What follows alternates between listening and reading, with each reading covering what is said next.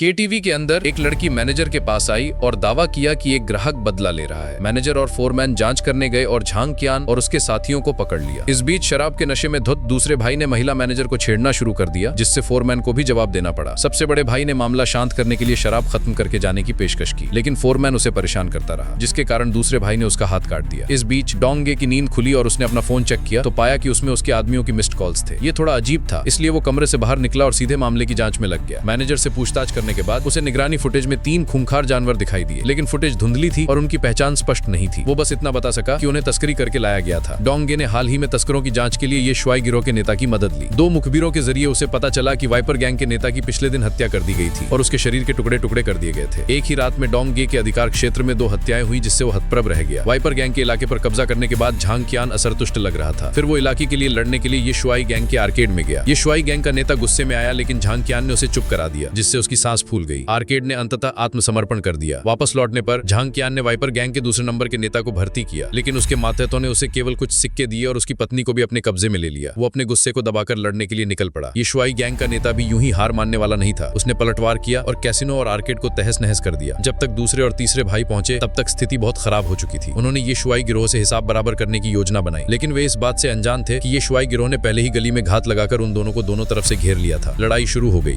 डोंगे आ गया। ये शुआई गिरोह का ध्यान भटका दिया और दूसरे भाई को जानलेवा गला घोंटकर पकड़ लिया, लेकिन उसके आदमी तीसरे भाई को नहीं पकड़ पाए। पुलिस स्टेशन में डोंगे ने उसे चाहे जितनी भी यातनाएं दी, वो जिद्दी बना रहा और बोलने से इनकार कर दिया। इस बीच केटीवी के मालिक हुआंग ने वाइपर गिरोह के दूसरे कमांडर को पकड़ लिया था। उसे धोखा देने के लिए झांग कियान से रंजिश रखते हुए उसने झांग कियान को खत्म करने में हुआंग की मदद करने का फैसला किया। इस बीच झांग कियान को यह जानकर गुस्सा आया कि दूसरे कमांडर को गिरफ्तार कर लिया गया है और उसके घर में तोड़फोड़ कर दी गई है। अपनी मां के जन्मदिन समारोह के दौरान तीसरे नंबर के अधिकारी ने आग बुझाने वाले यंत्र से घटनास्थल को उड़ा दिया। अफरा तफरी का फायदा उठाकर झांग कियान कुल्हाड़ी लेकर घुस आया।